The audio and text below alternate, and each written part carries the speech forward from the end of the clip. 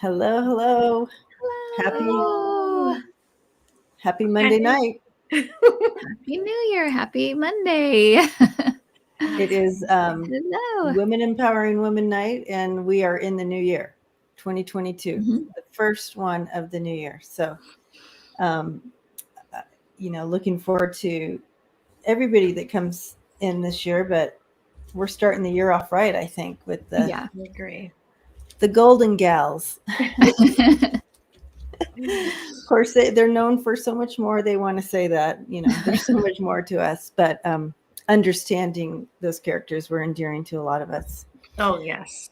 Yeah. But it's so good to see everyone here, and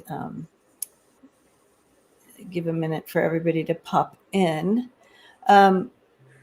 So the Golden Girls, while we're waiting for everybody to come in. Hi, Mark. And y'all know Mark knew Betty White personally, right? Okay. Anyway, so I'm glad you're here, Mark, with us. So without looking it up, family out there, I know y'all are going to be like, boop, boop.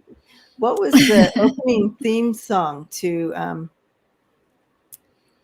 the Golden Girls? Can you sing a bar for me, you guys? Not you guys. Yeah. I look over here like I'm looking at the family. So, does anybody know the theme song? Yep. Deb, you got it in first. Oh, wait, no, T-Barb did. T-Barb got it in first. You're the winner. Thank you for being a friend. And I figured Andrew and Kim could sing it for us. Knock yourselves out if you want to sing it for us. Thank you for being a friend. All right. Love that. Love that, first of all. Yes. So they had 180 episodes, so that's pretty great. They went 7 seasons. The reason they stopped was because Bay was done. So that's the only reason they stopped, because it was so popular. They could have kept going. Yeah. So, and the rest we all kind of know, the premise of it and how it all kind of played out, and we just fell in love with all the characters and what they brought and so forth. So, but also some incredible women outside of that. So that's kind of what we're going to dive into tonight with that. So yeah, I really enjoyed reading about them today and learning more about them as a person. That was a lot of fun. And the fact that a show about women over 70, 80 was a hit show. I mean, that is amazing. Exactly. Amazing. Because I'm thinking, how could that happen in today's time? Like a show like that, how would it play out, and who would play the characters? And yeah, I mean, it's kind of like they do kind of that Jane Fonda one. What's that Frank show that's on Frank and Gracie? That's the closest, Yeah, that's true. Yeah. And it's such a testament to their talent, these ladies' talent, but also their chemistry. That's such great chemistry on comedic chemistry on TV. So and they were all very seasoned. They all were stars in their own right, with shows, in their own right before they ever did it. So they were prepared, they knew their stuff. So so one thing I thought was very interesting, well, not just that Estelle Getty was 4'10". I know. Tiny lady. Right, tiny. But also that they were all pretty much the same age, except Rue McClanahan, Blanche, was like 10 years younger than all of them. But they were all the same age. And it's funny because, Sophia played so much older. She was like the mother, but of course she was, makeup and whatever. But I didn't realize they were all so close in age really, except for Rue McClanahan, who was a lot younger, actually. And she was also the youngest, died at the youngest age in her 70s. But, and they were all activists too. Activists in their own right, you know. That's so exciting to see that today. Yeah. Animal rights, women's rights, LGBTQ. And they brought that through a little bit on the show. Yes, they did. You're right. And they also each won an Emmy for the show. Each one, you know. Wow. And B. Arthur, when she was in Maude, which I still think is a great show from what I can remember, pretty controversial back then. So she was a leader for women's, sort of setting the stage for more women's rights. She was on her fourth husband on that show. She had an abortion. You know, they talked about all kinds of things. And she was such a strong character. Yes. I think she's hilarious. And in Golden Girls as well. Yeah. And she started at least that character on All in the Family, kind of putting Archie Bunker in his place all the time. And but one thing about her I thought was so interesting was she was in the Women's Marine Corps, which I could totally see that. Yes, but she was, And anyway, and honorably discharged as a sergeant, I believe. Oh, so my gosh! You know, went up the ranks a bit there, and which you can see her being a sergeant. Let's be real, that's not a stretch. Yeah, exactly. You can totally see that. Yeah, but still amazing. So funny. Oh, she's funny.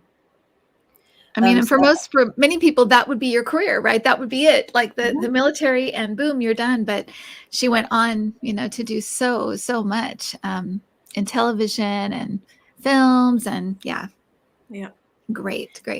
And I love this sweet idea to donate to an animal charities on Betty's birthday. Oh, what a great idea! On the 17th. 17th. Oh, that's nice. She would love to be remembered like that. Yes. So just so you know, they all came in earlier before we even got opened up the show. So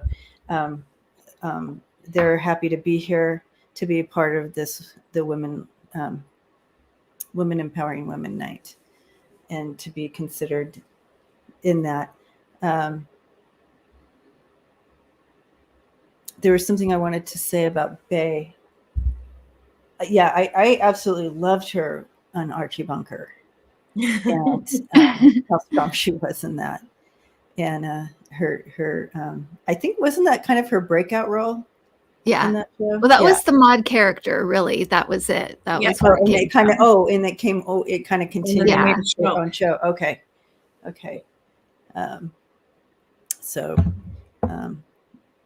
But she was, I think when I was reading it, I was getting really excited. She was like 50. Yeah, B. Arthur was 50 when she started Maude. And Estelle Getty was 60 when she got her breakout role on Broadway. 60. So you know what? Your age doesn't matter, friends. It doesn't. Wow. Exactly. So, wow. Okay. And you're right. Go for your dreams, guys. If anybody's thinking about this, go for it, whatever you want to do.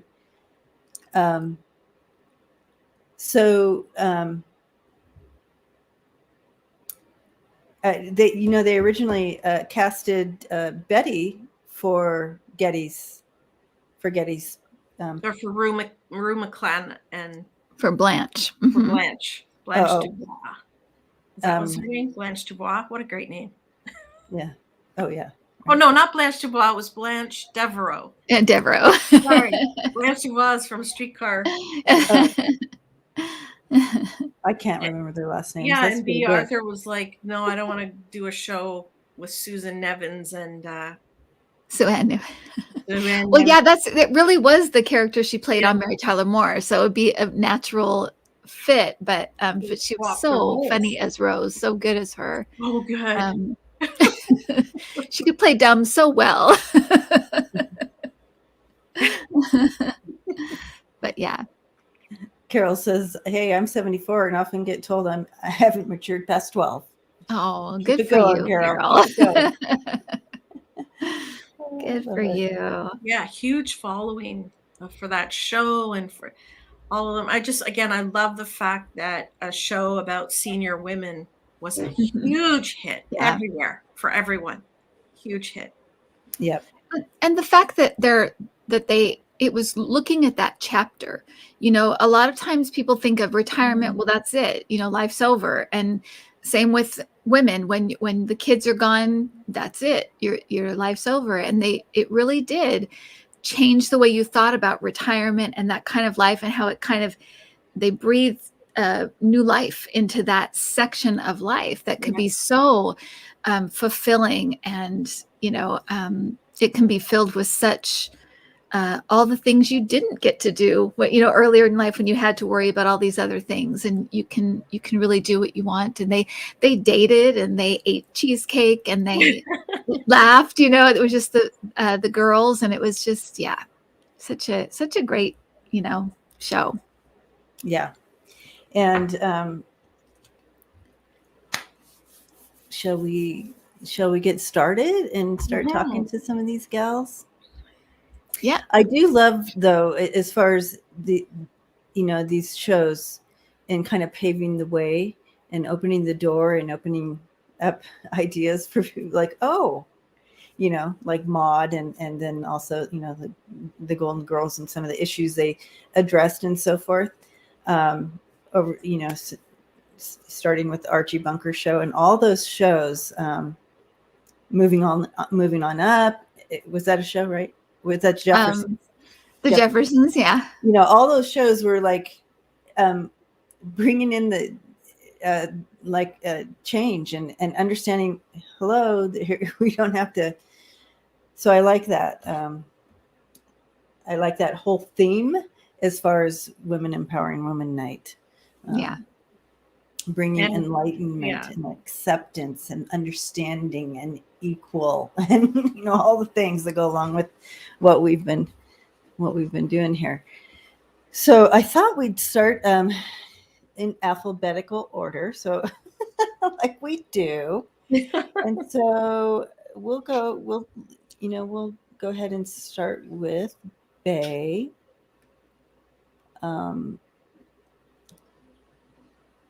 She has that a little bit different energy compared to them all, so this should be interesting, right? Right. And I was telling the ladies before we came on that she was in my bathroom. She said, "What's this all about?" And I let her know it was a safe environment. We're not, sensationalistic, or, we don't do anything like that. It's just a conversation. And so it seemed to put her at ease. But I do feel like she hasn't left. It's like, oh, okay. Yeah. Apparently, she wasn't the Hollywood type. She didn't run around to the parties and stuff. She was a pretty quiet person. So makes sense. She wants to know what we're doing here. Yeah. I am a huge fan of B. Arthur. Like, just Me too, Andrea. I don't know why, but when I saw her on the screen when I was younger, I'm like, this woman is amazing. She was so strong and, just said what was on her mind. And I just thought that character was amazing, the character of Maude.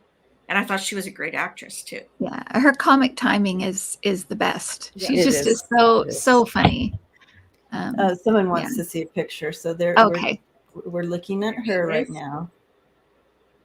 That's. She's like, oh, that picture. Yeah. I'm not sure she liked any pictures of herself, but she loved what she did. She really did enjoy acting, but she's also talking about having she really did have a message. She really wanted to use this platform to bring in some change. That really was kind of a part of her making this career choice. It was a platform for her. And she also was creative, even though if you knew her on a personal level, people would, and she decided to do this or, try it out, it was people were kind of a little bit shocked about it. She's saying, like, it wasn't, they didn't see that coming. I got my Golden Girl deck. I thought that would be good Oh, I was hoping nice. somebody had that. to I'm use so glad. that tonight. I thought, oh, here she is. There she is. Oh, I thought you perfect. had that deck. I was trying to remember. I do, and it's so much fun. They're so much fun too. She's saying that throughout the series or throughout the time on the series, people said she doesn't get along with so-and-so. She doesn't like so-and-so. They were always like pinning her as being kind of the heavy behind the scenes. Like, I don't like this person. I don't like this person. I always painted as kind of the bitch is what she's saying. And she's saying that she was very particular. Yes. She was always well rehearsed, and she liked people around her to be well rehearsed. And she was always tried to be very professional, and she loved them all, but she was hard on them. She's saying, I was hard on them, but I loved them all. So we'll put all that to rest, that she hated, or didn't like, or whatever. She was. And apparently very generous with the lines. If she had a line and it was supposed to be funny, but it would be better if someone else said it, she helped everyone really shine in the show. So she cared about what they were doing as well as her own performance. I think she was. She just said, "What's best for the show?" There you go. What's best for the show? That was her attitude. What's best for the show? That's very generous, right? Selfless behavior. Very much so. Yeah. Yeah. Same thing here. Actually has a really big heart. She's actually very sensitive. But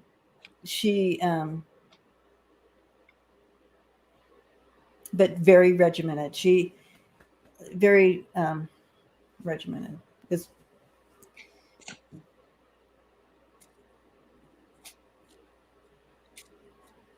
Born in 1922. Same as Betty White. They're both born the same year. Yeah. I noticed that. I was like, oh yeah. She kind of was kind of always a tomboy feel to her. If you can do it, I can do it type of feeling to her. I'm sensing that there was a portion of her childhood where she's given me a sense of being lonely. Like maybe I don't know her story, her youth story, but I don't know if her dad was present a lot, whether he was away at work or not even in the picture. I'm not sure. But I feel there was a distance between her and her dad at long periods of time, or I don't know. But I sense there was some loneliness there. I also sense that she kind of helped with her, like she helped fill in that spot maybe when he was, I don't know, but that's what she got the sense of. That's where she got like where others would have see that would be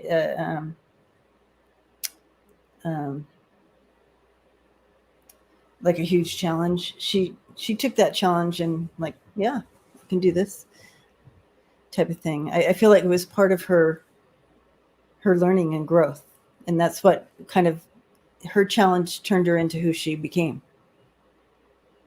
Well, she championed youth homelessness. She was a big supporter of.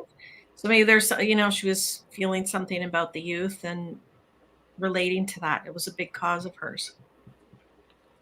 Not that she was homeless, but relating to the struggles. Right. Yeah, the struggles of aloneness, feeling alone.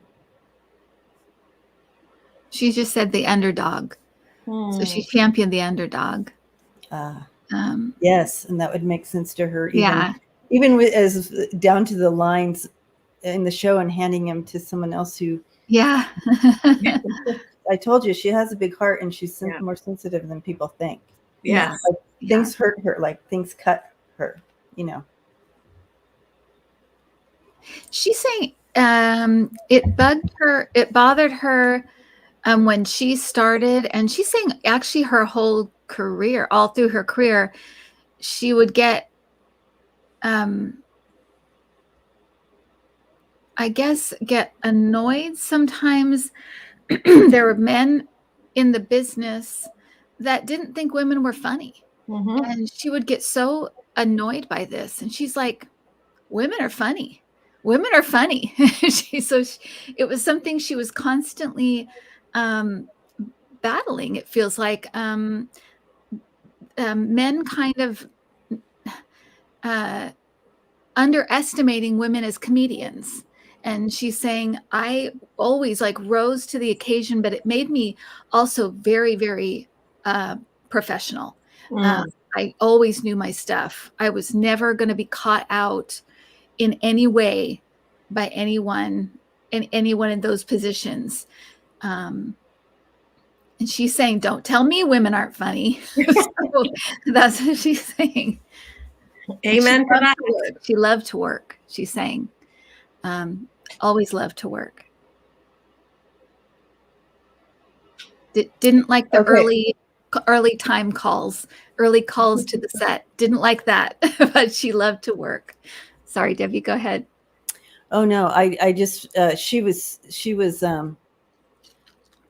due to some health concerns, her parents sent her to a boarding school, and I feel like that's where that connection to loneliness. Right. She had a blood disorder where her blood wouldn't clot. I don't know how to pronounce it, but yeah, so they sent her away. I think maybe just thinking she'd be safer there. Strange. Yeah. So ask for advice for women. Take care of yourself. You have the strength within you, and it's never too late to start new beginnings, something new. You can do it. Just remember to take care of yourself, right? Put yourself first. Oh, yes. Many women, as you know, always put everyone else first, right? Remember to take care of yourself. Put yourself on that list. And I just love 50, man. She was 50 when she started mod. And Lucille Ball was like 40, I think, when she started I Love Lucy. So, wow. It's never too late. And Estelle Getty, 60, to get a Broadway role that was a breakout performance. Wow. Amazing. She's also saying, don't smoke. Don't smoke. That's what she's saying. So she must have smoked at some point, but she's saying don't smoke. So I think it goes along with what you were saying, Andrea. Take care of yourself. Take care of your body. Yeah. She's also wanting. She's very proud of her time at World War II in the service. She wants us to talk about that. She's very proud of that time. It really helped shape her as well. There was a lot of pushback, of course, she's saying, in that. And she's like,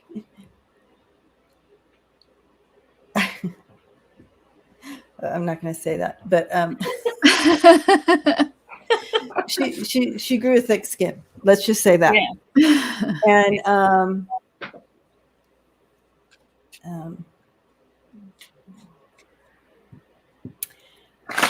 I'm trying to work around how she's saying this, so I'm going to try to bring in this message that she wants me.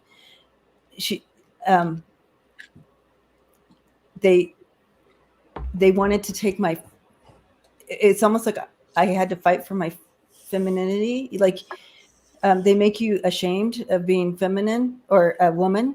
Actually, a woman she had to fight against that. She had to fight to be proud to be a woman in the service. You know what I'm saying? She didn't allow them to make her into a man, but she showed them that you can be a woman and do what she did in the service. she felt that was an important thing to continue to pass that message on. And I feel like after being in the service and the reserve and then like that that's kind of what she was talking about, continuing that platform of bringing that message forward.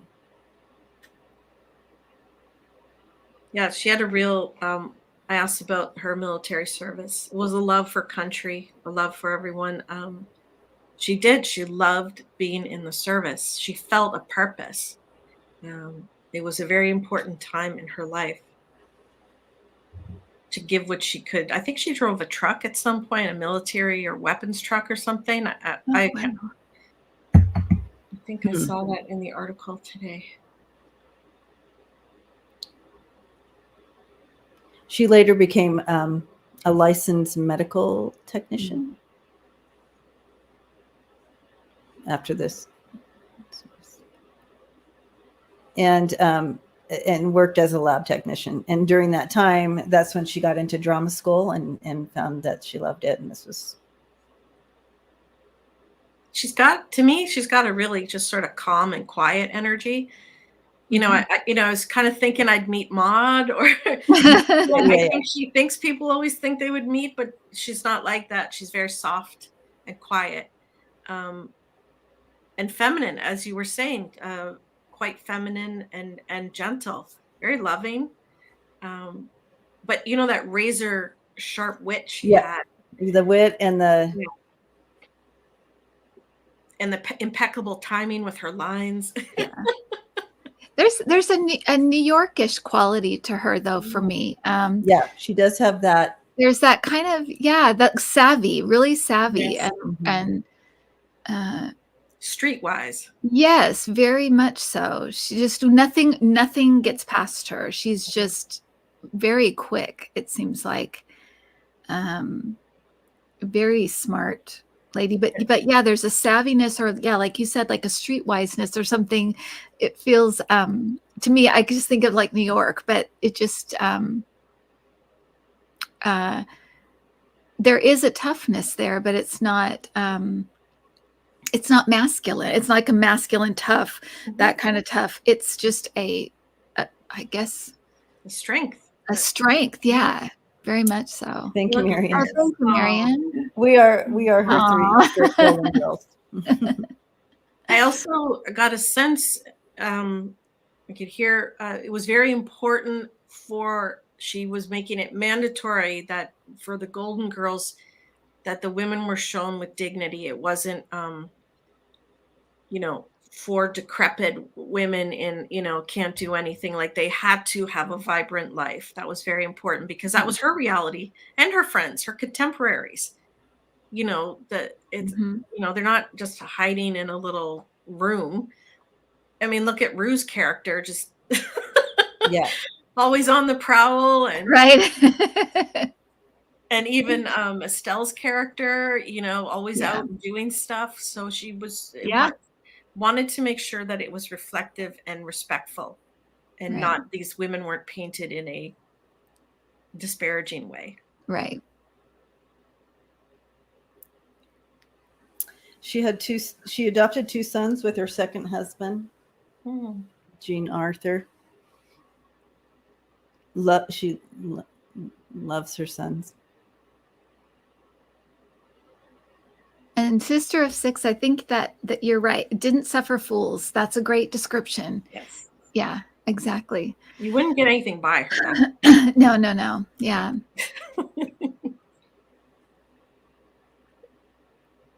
Very sharp. Pamela says, ask about her height.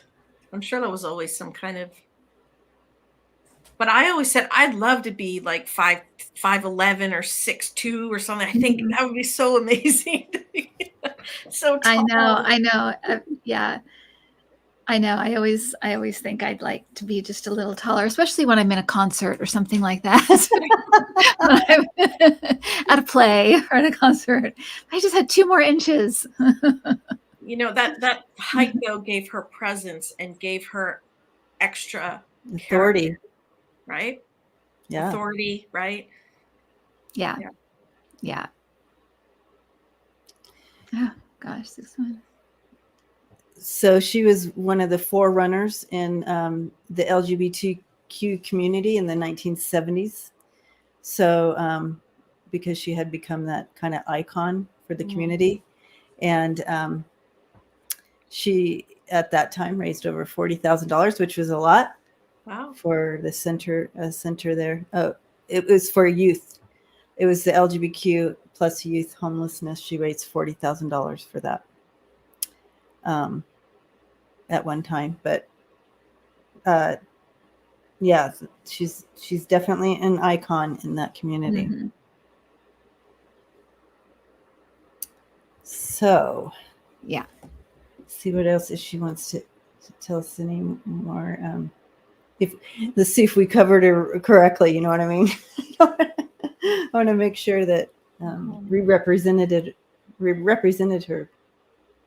I'm sensing she wants to also acknowledge her contemporaries at the time. Obviously, the women she was on the show with, but Carol Burnett, those other women of comedy. She wasn't just the only one. She wants to pay, acknowledgement to the others who helped sort of pave that way for women in comedy, like Joan Rivers, Phyllis Diller, Carol Burnett, of course. You know what she's saying? Be kind. It's hard to grow. It's hard to age up in Hollywood. Oh, So she's giving us a be kind. Right. We should petition for more shows about older women. And that process of aging up and how it's okay. And, because we continue to watch, these shows and think we're supposed to look like whatever when it's, it's actually kind of, it's a hard but beautiful process. I don't know. There's still beauty in the aging up process. And we have to change the narrative that it's not, that you're losing that beauty, but you're not. It's changing into something new. Right? It's a different phase of your beauty cycle. We're all beautiful all the time, right? Maybe right to the end, we're all gorgeous. So exactly. She's like, I like you ladies. Yes, I wish she could. Should we go have a lunch with her or something? I have to admit, I was kind of afraid. I was kind of scared. I was kind of afraid of her when I first. Well, I couldn't wait. I just love her. I think she's great. Now I want to watch. Is there mod reruns anywhere? There must be. There must be. But anyway, thank you. Oh yes, Shay, for coming in. Thank you. It's a privilege. Even if we hadn't picked her, gone alphabetically, I feel like she would have been the first in. I feel like she's a little protective of the other ladies. I think, check this out first. Exactly. That's exactly right. It felt, getting chills with that. That's exactly right. I think she's very much in that position. I want to make sure that we're on the up and up here. Yeah, exactly. Okay, well, thank you. Thank you. And who is next alphabetically? Debbie? We have Betty White. Betty White. Well, now there's a few tears, isn't there? Yeah. So we just lost the final golden gal. Yeah. Oh, look at her with the queen. Queen of Cups. Wow. That makes sense, doesn't it? Yeah. Such a funny, warm, loving. Oh. Is there anyone who didn't love her? Yeah, exactly. That's so I can't remember who it was on Twitter, but they're like, she was the last thing we could all agree on that was so great. Yes. And I'm like, but there's still Carol Burnett and Dolly Parton. Yes. We could just put fortresses around those two ladies and we can all agree on them too. So beautiful woman, born in 1922. As we know, she passed away a couple days ago, the age of 99. Oh, yeah. And somebody noticed the angel light is on. So yes, that's right. Yeah, I love it. She was the first woman to produce a sitcom on television. She produced it with 2 other guys. So that is something Betty White is known for. And Wow. the first woman in, oh, I can't read my writing. But something else she was first in. Well, I don't know if this is it, but she did earn the Guinness World Record in 2018 for the most time on television. The only Guinness person, World Record. Oh wow, really? Of television. Yeah. Longest television career, been on television. Worked longer on television than anyone else. That's impressive. I loved her as Sue Ann Nevins on Mary Tyler Moore. Oh, I love that character. Yeah, what a great character. Absolutely. And of course, on Golden Girls, she was so sweet. So sweet. I know. So, and she won an Emmy for outstanding guest on SNL. She got kissed by Bradley Cooper on SNL. Big old kiss from him.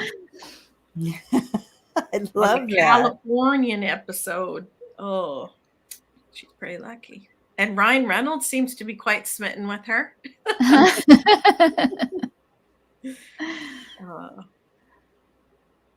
I feel she was just so generous and fun with everyone she was with. Yes. And, put people at ease. Betty White. Yeah. So she also was born in 1922. And like you said, they were all kind of around the same age. Her given name is Elizabeth. So Betty comes from Elizabeth. Oh, okay. Yeah. She was an only child. Yeah. And she also helped in the war too. In California, I think she helped. Okay. Oh, interesting. It might have been driving a truck as well. Both of her grandmothers were Canadians. Hey. Maybe I'm related to her. Maybe I'm related. Yeah. And my mom pointed out that she never married after her last husband, Alan Ludden, passed away in 1981. So I guess she said, once you've had the best, why have the rest? Yeah. So she really loved. Yeah, she really loved him. Betty White. Yeah. She didn't. Yeah, there was not that need to fulfill a empty space of any kind. She was fulfilled. Her father built crystal radios and sold them wherever he could. It was during the Depression. Oh, wow. Yeah. And he would exchange radios for other goods, including dogs. They must have had a love. Well, that's where she got the love of animals from. Yeah. They took care of.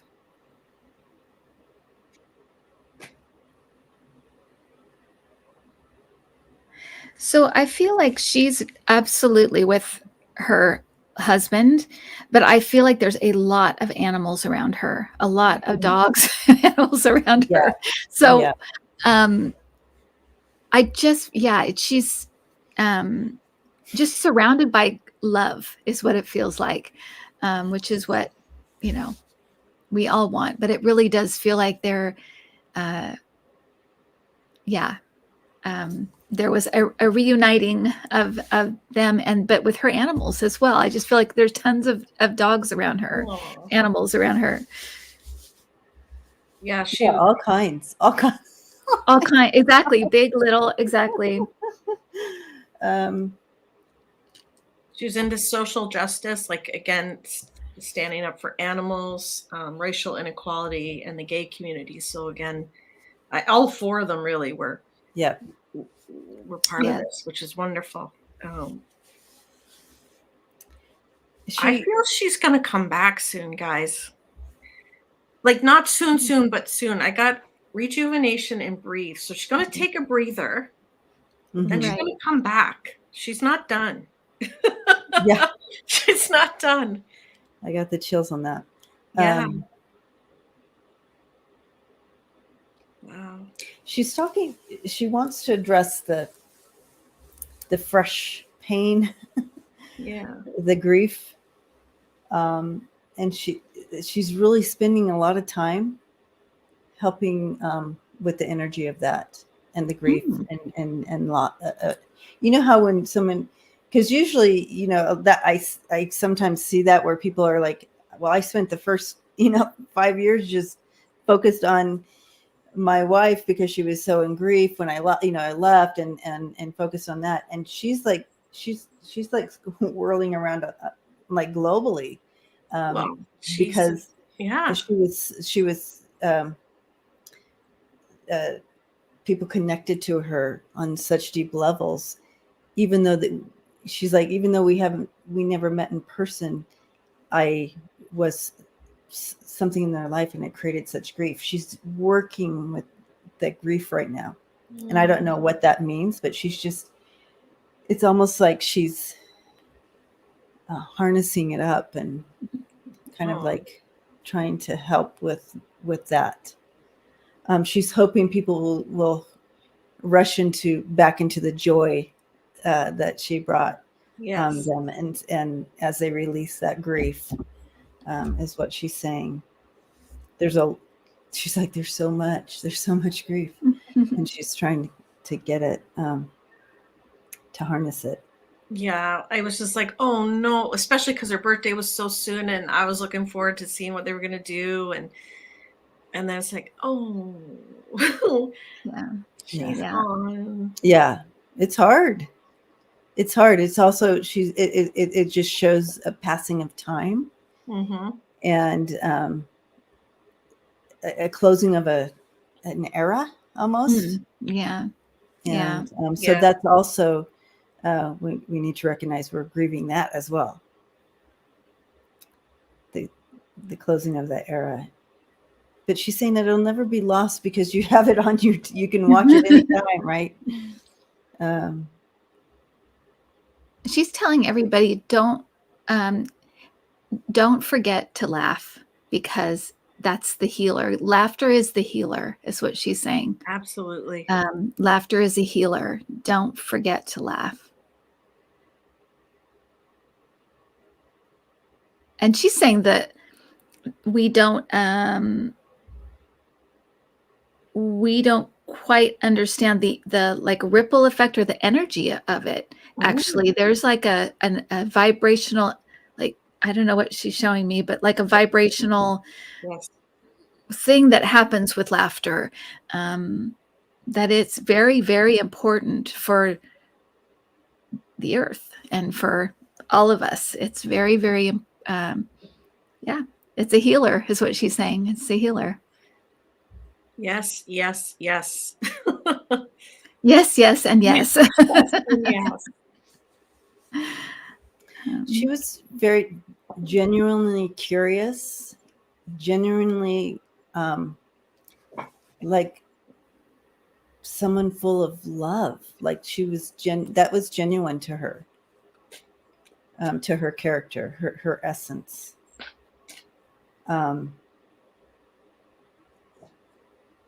She said it also helped that I had little dimples there. Always gave her that youthful love, like you always, you know what I mean? Yeah, those dimples. Yeah, for sure. Positive future. Always think in a positive way. That's what I think. That's what kept her little light on going in her face, right? Just that positive energy, thinking positively about today and tomorrow. That helped light her way and our way with her, like, because you could see it in her face, just like this positive energy. Yeah. So your thoughts matter. You know, what you put in and out of your brain matters. Yeah.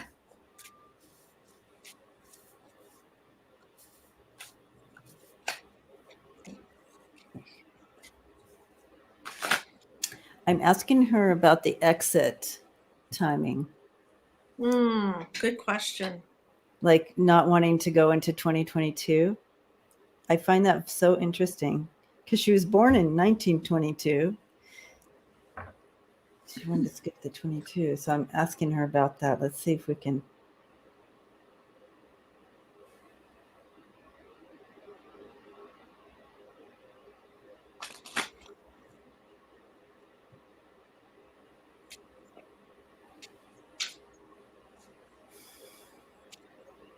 I just keep hearing her say, I was tired. I was tired. Kind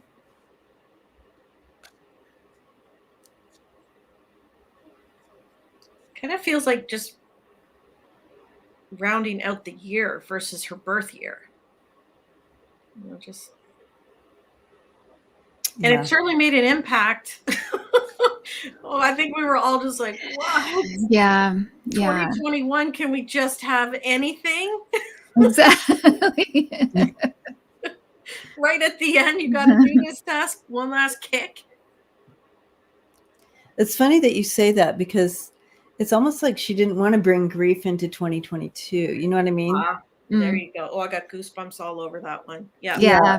Because what if we started off allow the it to kind of pass with the 2021 year and not be the first thing of this year. But she's kind of showing me going up, and she's like, "Woo!" And she's showing me that total instant of the time it ended here, and she started, moving on out. And it was just like, I felt it was so light. It was the right time, basically. It was like, whoop, there's nothing stopping that. Totally makes sense. Yeah. She is also saying that she didn't like, she lost a lot of kind of joy in life when she became really immobile. She really did not like that. It didn't feel, she's like, it didn't feel like me. It didn't, like, my body didn't feel like me. It didn't match what my inside energy inside. It was like, it really was kind of like being encased. So that makes sense, Debbie, that she would be when she's so like, I like this. Like coming back to life in a way. Yeah, that's exactly how she makes it. Yeah. And I don't remember her being super immobile, but we also didn't see her very much in the last year or two. We didn't see her that much. So, but that's what she's saying, is that it really, she did not like that at all. And she just couldn't get around anymore, like she used to. I had something. Oh, she was told when she started out that she wasn't photogenic enough. So she went into radio, and she just killed it in radio because she's so funny, and ad-libbing and improv and all that stuff. Like she I think she felt extremely safe on the stage, whereas others might get a bit nervous. But I think if everyone forgot their lines, she could just jump in and do the whole thing herself. Very strong on stage, and that was a lot of and it just makes me nuts that they said she wasn't photogenic enough. But she got the last laugh. She's the longest running person on television. Exactly, right? Yeah. So again, don't listen to the critics, especially when you're starting out. Just push through. It was her thing. That was just her thing. It was what she loved.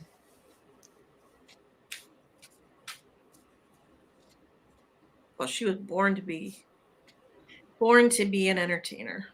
Mm-hmm.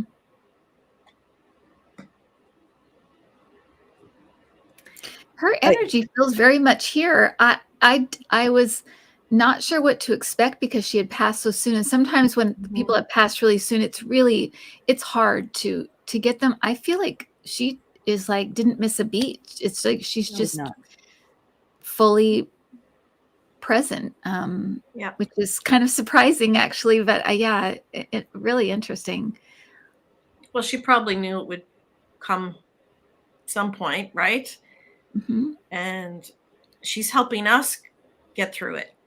Right. So she had to like get it all together so she can help us get through it. Yeah. And I think that you're right, Debbie, about the,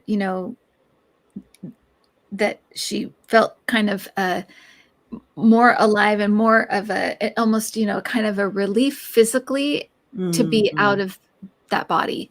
It didn't fit her anymore. It didn't fit the bigness of her spirit anymore. It was and that kind of energy, it just didn't fit it anymore.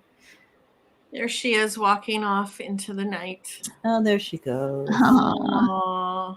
Aww. That gave me a little bit of the sads.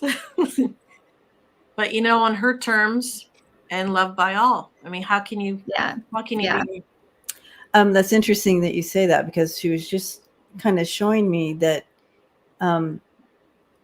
it was almost like all the people around her, they were all in agreement that she could go, you know what I mean? And it was on like my turn, almost my terms almost. And she felt a shift with them as well. Like, it's okay for you to go. And I feel like I think before that, people were really the people right around her, they were having a hard time with her, like that transition. And as soon as they were like, yeah, we're all on board with you, like that spiritual, yes, you can go, you should go, you know what I mean? That's when she's like, I'm out. I'm out of here. So I feel like it was, I don't know if someone said to her, I don't know that scene, but it's almost like she's just saying we were all in agreement that I could go. Yeah. Aww. Yeah.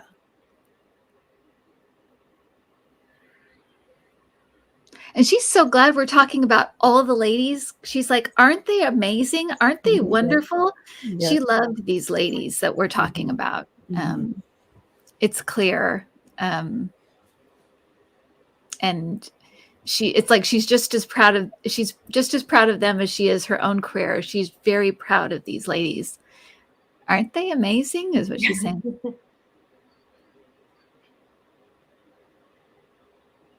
Yeah, I sense a woman who's at peace, like no regret, grateful, thankful, had everything she never would have imagined as a child, right? Yeah. Right. So Mark, Spirit Whisperer, did a tribute for her tonight, and he says she was like real present there as well. Yeah. So I'll have to watch that tribute too.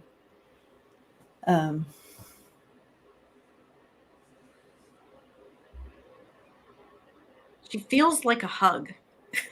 That's how I feel about her. She feels like a hug here. I don't want to cut this one off because I know. she's just so wonderful. Yeah, she is a very motherly energy, very, very warm for sure.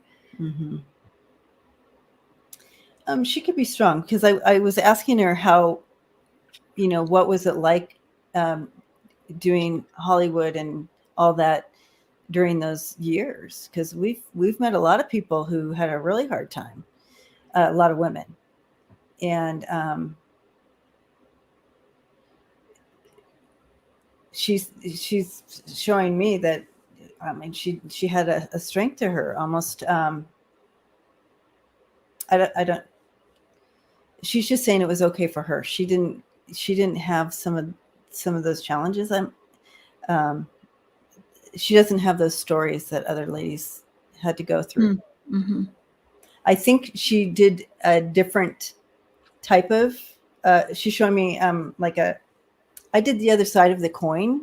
So with that, I'm thinking maybe those ladies were more in movies and stuff, and she was in a whole different area. You know, starting in radio, then she did some of the game and like that. So she said that it was a different scene. So she didn't come across that. She knew about it, but she didn't. She's not sharing with me any of that for her challenges, like any of those couches that y'all talk about. Right. Yeah.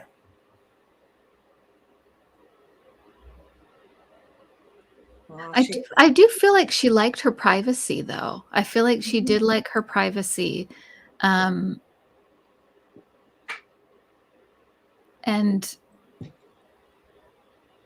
really, really didn't like the like tabloids and things like that.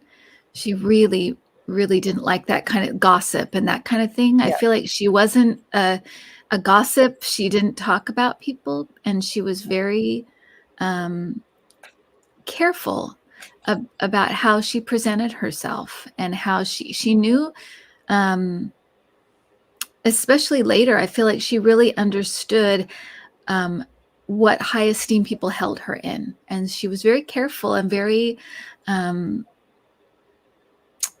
thankful, I think. And so always wanted to present herself as, you know, in a certain way. Yeah. And not that isn't who she was, but I feel like she really tried to be, you know, gracious to other actors and actresses, tried to, you know, just,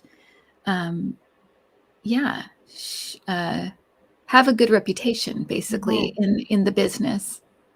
But I do feel like she was quite private, liked her alone time, and liked her kind of privacy, that kind of thing. Absolutely. Yeah. You know, the one thing that has been very present since she's been here is the feeling of gratefulness. And blessed and gratefulness, just a continual. Yeah, absolutely. So blessed, so grateful, you know, like that. So no regrets, just grateful. Yep.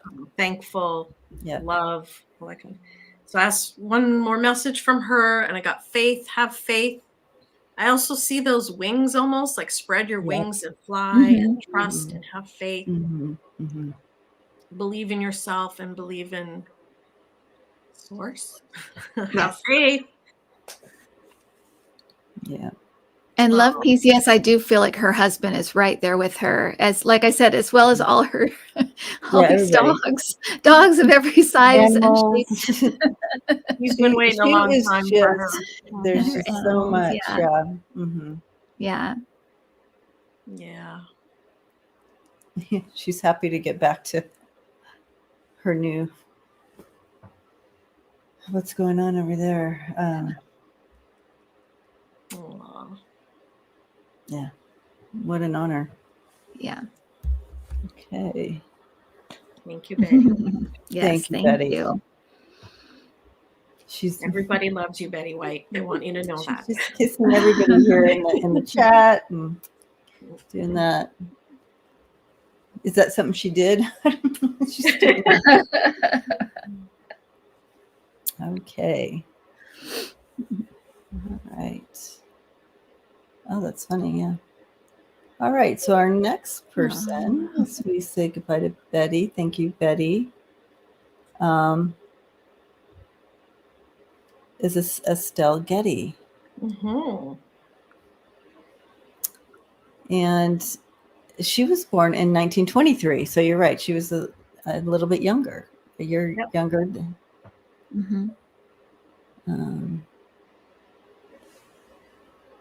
And she passed in 08. Yep. 84. And she was just little. Yeah, tiny. I know, little tiny force of nature. Yes. She's like, thank God I got that, because that's how I got my role on Golden Girls. Was, you know, she looked older because she was smaller.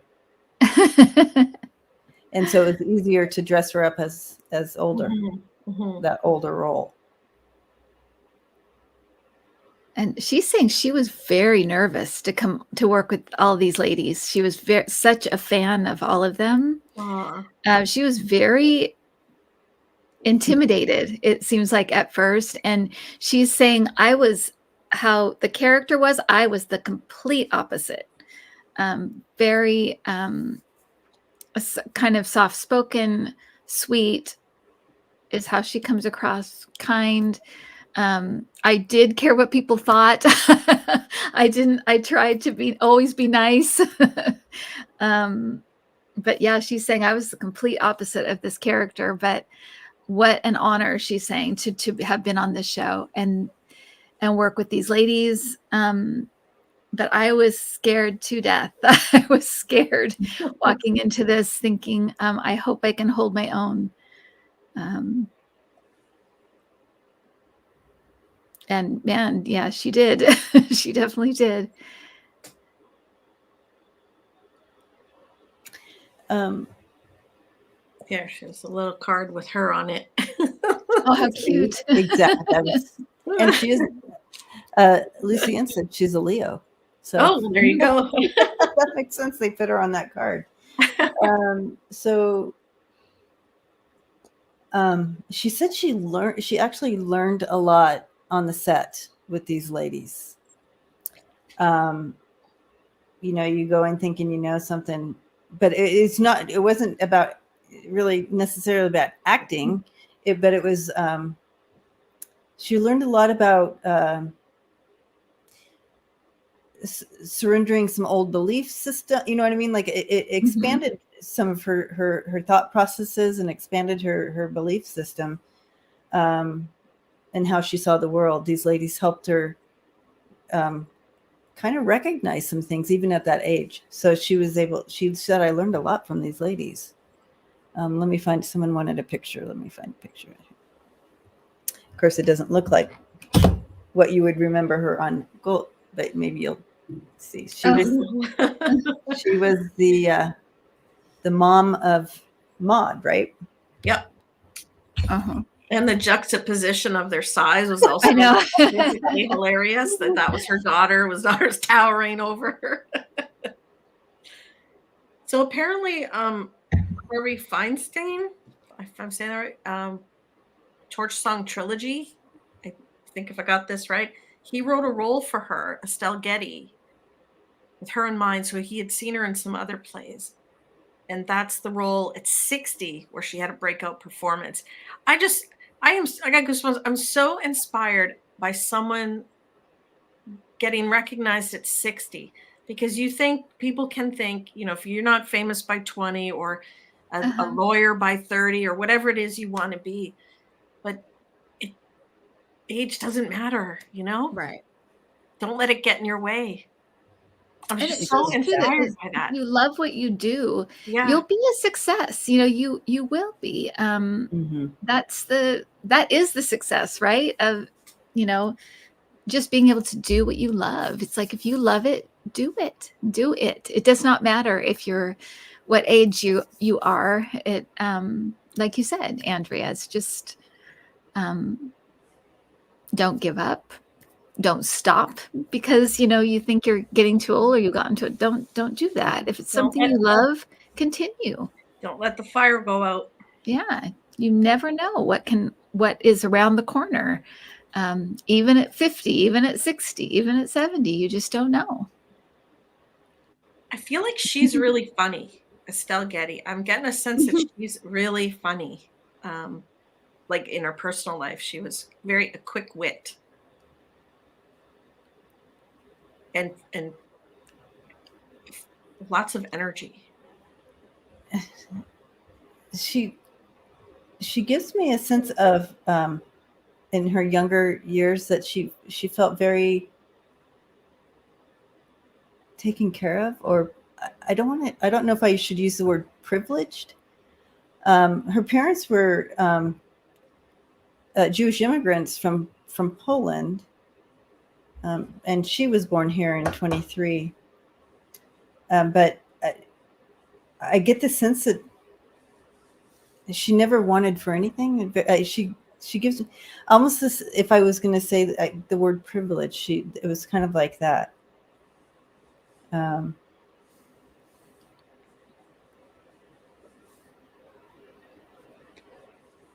think she also married only once. I think that's right. And where some of them had a couple marriages. Yeah. Yeah. And she, unfortunately, it was Alzheimer's and Lewy body, they think is what she passed away from Oh. in 2008. What was it?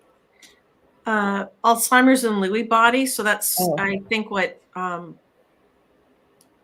Robin Williams also had, where your body just sort of doesn't go along with you anymore, and your mind kind of thinks things are there that they aren't there. Oh. Okay. Yeah. Apparently she started having Alzheimer's even on Golden Girls. She was having symptoms, and prior to that too. So she ended up having to use cue cards on Golden Girls towards the end because she couldn't remember her lines. Okay. But then again, you know what? I'm going to just say this too. Like, she's still, I mean, that's you can see someone can still work and function with this stuff, right? It's interesting because I wondered why she keeps pointing me to her young year, like when she was young, little. But she's saying her family was a bunch of characters. Yeah, a lot of characters in her family. Yes.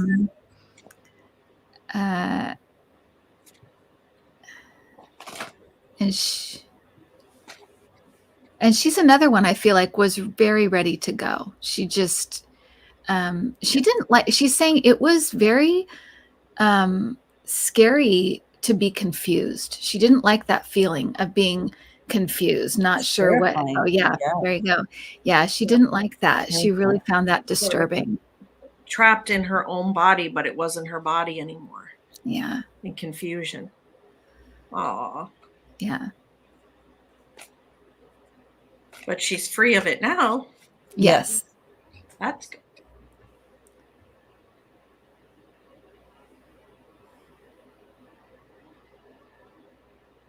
She's saying they're going to make great strides in the next, she's saying about 10 years in Alzheimer's. She's saying they're on the verge of something right now. Wow. That's what she's saying. So that gave me goosebumps. Excellent. So I'm sure you're watching over that and the scientists. Yeah. Steering them. But it does feel like they're on the cusp of something. So she's saying about 10 years within the next, about 10 years. Yeah. She's saying when she was younger that she was a dreamer. She was dreaming and always like,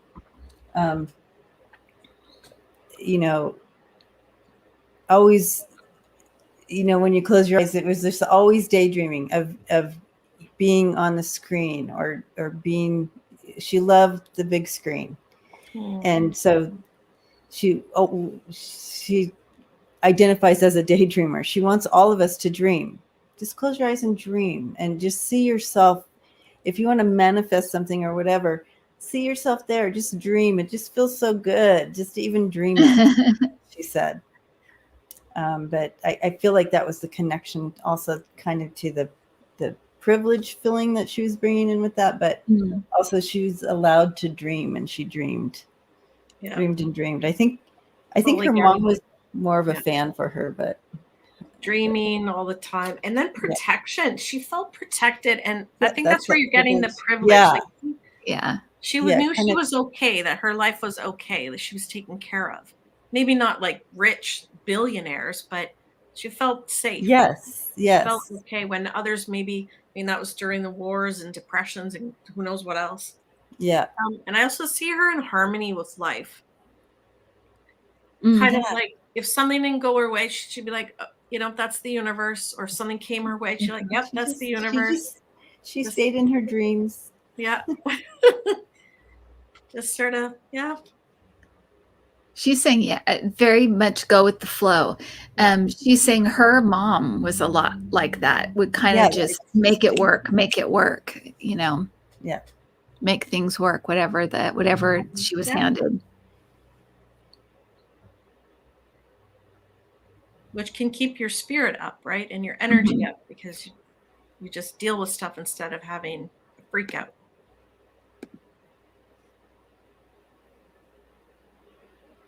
She's saying if I could give anybody a gift, she said, I don't know what I did when I was there to help others, but I if I can give you all a gift right now, it's to follow your dreams and be a dreamer. Yes. That's perfect. Yeah. Yeah.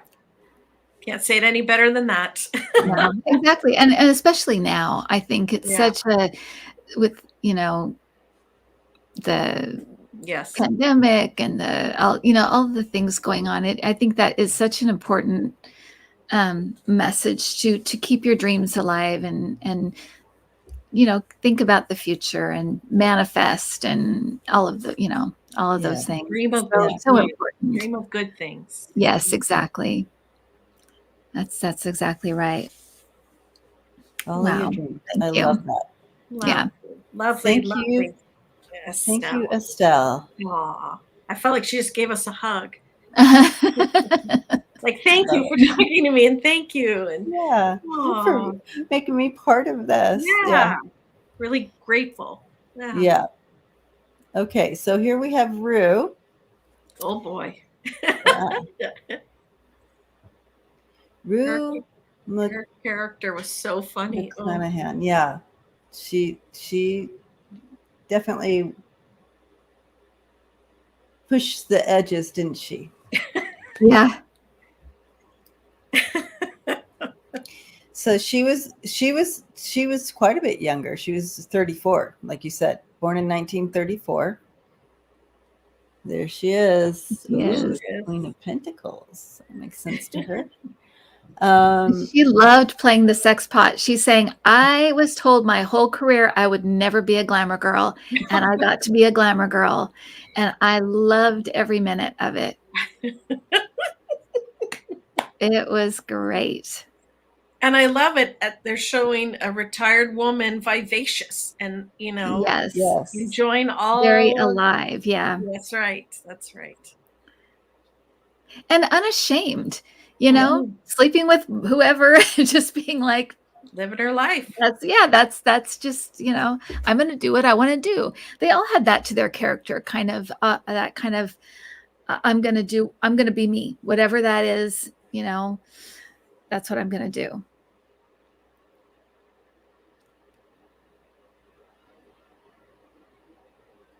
She was born in 1934. So she was about 10 to 12 years older, younger. Younger, yeah. Than the rest. She passed away 2010 at the age of 76. So the youngest one to pass earliest. Yeah. She felt like they were like sisters. She was particularly close to B. Arthur, and she's saying they would argue. They would kind of disagree about things. They had different styles and how they approached their work, but she respected all of these ladies and felt like they were like sisters. There was a little bit of little arguments here and there, little things here and there, but nothing that would nothing that isn't normal in a family, is what she's saying. It was like family. Yeah. She had quite a few husbands too. Yeah. Which makes sense. Yeah. Fits the character. It's interesting because I like the she's bringing up the dynamics on the set, and that's a good way to put it. It's like we didn't like sisters, like you would you know, when you're in a home and sharing the bathroom with all your sisters, you're going to have, this is how she's kind of explaining it, you're going to have your own ways that you do things. Some take a lot longer and it irritates you. Some, you know, they're messy and that irritates, you know what I mean? So there's all these dynamics at play. You love one another, but you have these dynamics to work around. And people like to sensationalize that. It's bigger than it was. But I like that you use the word sisters because that makes sense to what she's showing me as well. And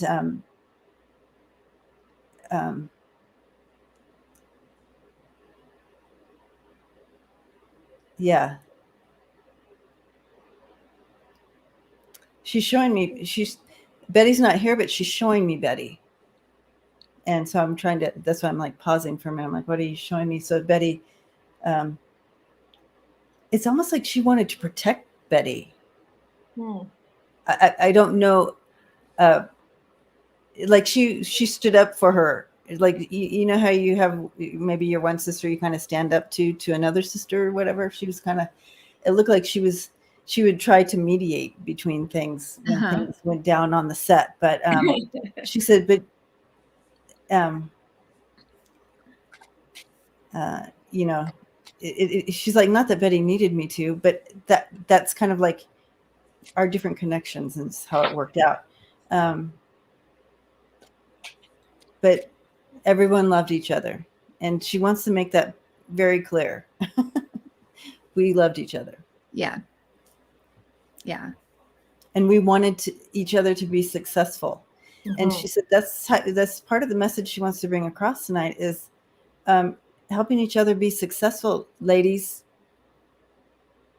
And I'm just shouting out to the, and whenever I look over here, I'm talking to the family. I'm talking here, right? So she's like, help a lady out, help a gal out, help each other out, be each other's lifter uppers. We have enough taking us down in the world. Let's lift each other up. Absolutely. She has a strength to her. I don't know what's her what was her sign? Does anybody know? I don't know. She was born in February. If anybody knows that. Anyways, she enjoyed making people laugh. It was like, I think she's kind of like a Pisces. I don't know anything about Pisces. That's me first. So she the first time she realized she could make people laugh, I feel like she was little and it was somebody in her family possibly that she made laugh or something. And it made her, she's like, oh, that's pretty powerful, right? And so that's kind of where it began for her young. She loved making people laugh. Although, you know, I don't know if she ever played any dramatic roles, but she would have been really good at those as well. Do you guys know? I don't know. I don't know if she did or not. I was surprised how much, I mean, she had done a lot. Wasn't she a bit catty on Mary Tyler Moore, like a little bit more, or was she the ditzy kind of one? I can't remember. She was on Mary. I don't think she was on Mary Tyler Moore. Rue McClanahan? Yeah. She was on Maude. Let me see. And she played, I think she played. She was on Mama's Family. Yeah, I was just going to say Mama's Family. Yeah. Played Vicki Lawrence, who played Mama. Yes, exactly. Right.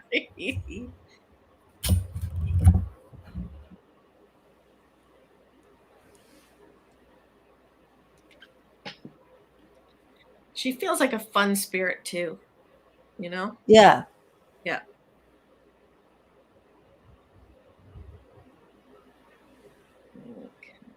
She's saying a lot of her marriages ended because of work. A lot of them, it was not seeing them, she was very busy and she liked work, and I feel like she married people who were busy also, so it kind of like it would just fall apart.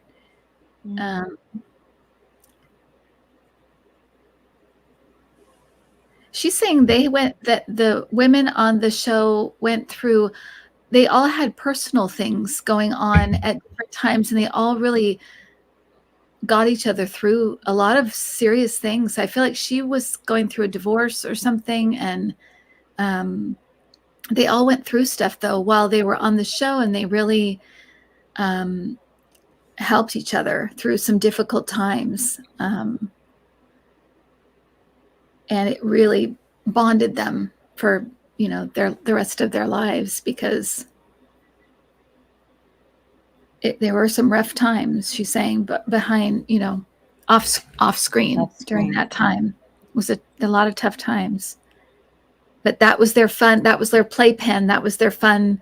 The fun time was with the, on the set and being those ladies. It was a great fun escape.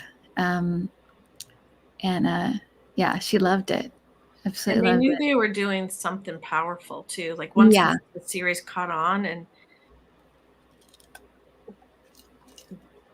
I mean, that's a great honor to have a powerful show like that, and the four of them commanding it. And she's saying, as far as, relationships for her, she refused to change for people.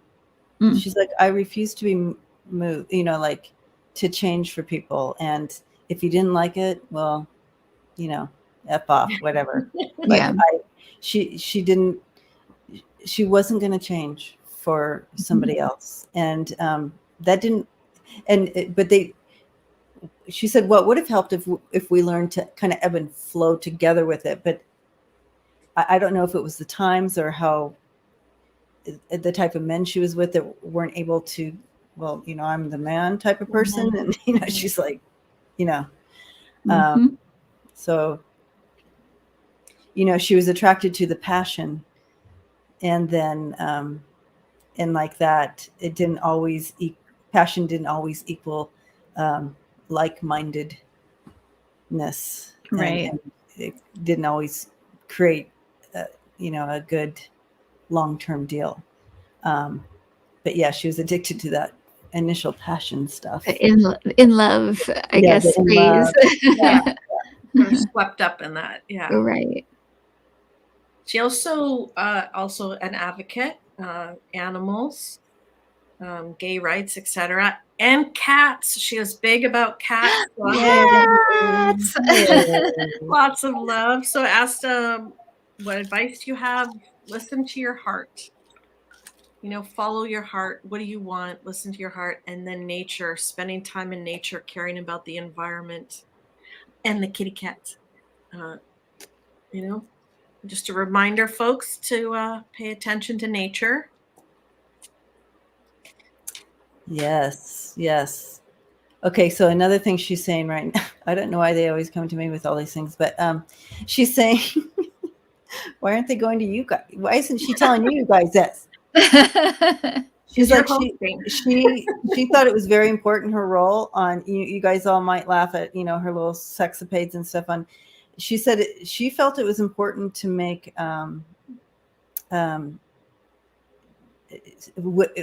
awaken women to love sex, and that it's okay, and like to awaken that back in, and not, because you have to think of the times of the show, and women weren't, it was still kind of shameful and like, whatever, in a lot of areas. She felt it was a very important role to take the shame away from sex, women and sex. So, and to have desire and to be desirable at any, as you age. Yeah, even at that age, and like even that. At that age, she wanted to break down those walls, and she loved that about her role. So it was perfect for her.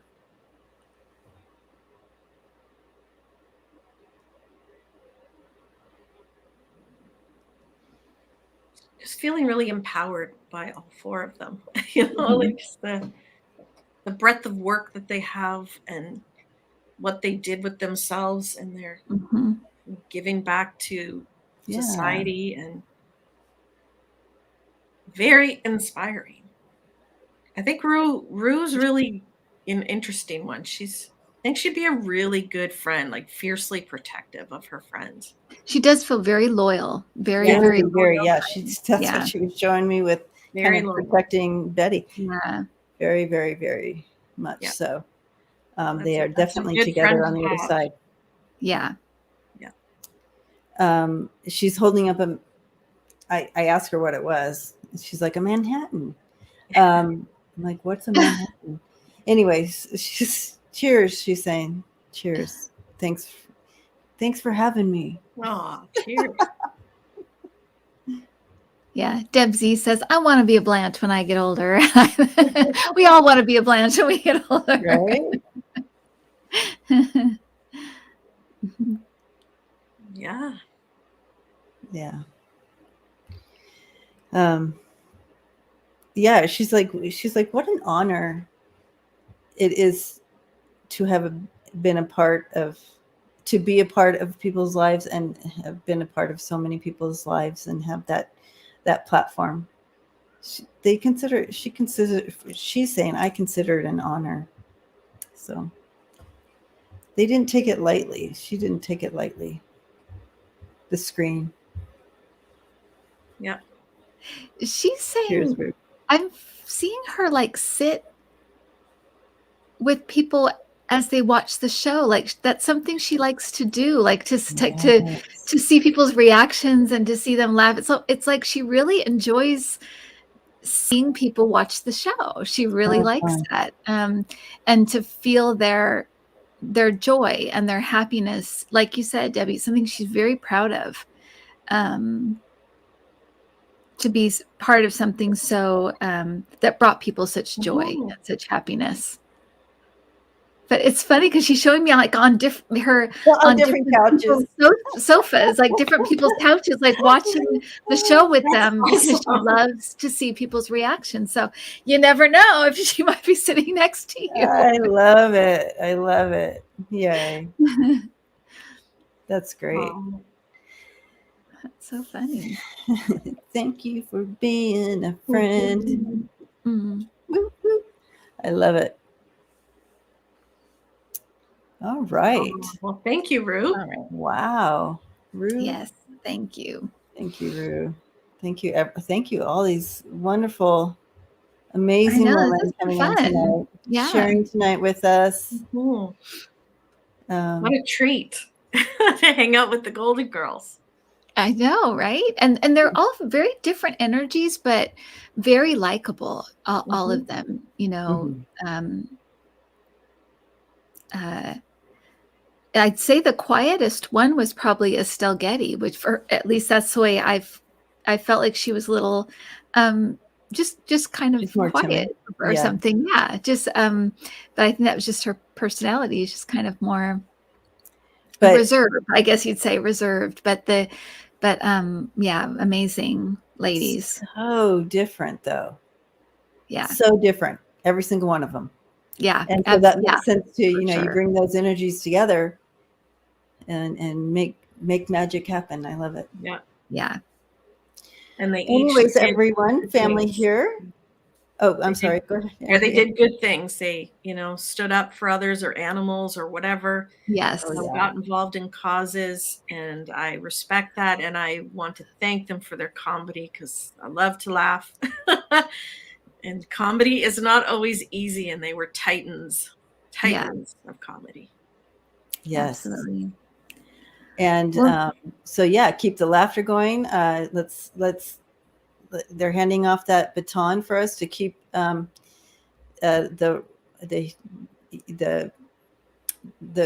animal, the rights. I was hearing human rights, but you know what I mean. Like they're passing that baton to keep that going. Keep the awareness and the funding for the animals, and also for like the LGBTQ communities and all the things they were doing. They're passing the torch to us. Yes. Right. That's what I'm trying to say. Right. So yeah, absolutely. All right. Good. Well, are we on my channel next week? Okay. Yay! We are. So we'll see. We'll We'll be on see my you, channel. family, next week on Kim's channel. On Kim's And channel. we'll have all 3 new wonderful ladies to talk to then. Yay. Yes. Blessings to you all. And we'll see you all next week. Okay. Bye.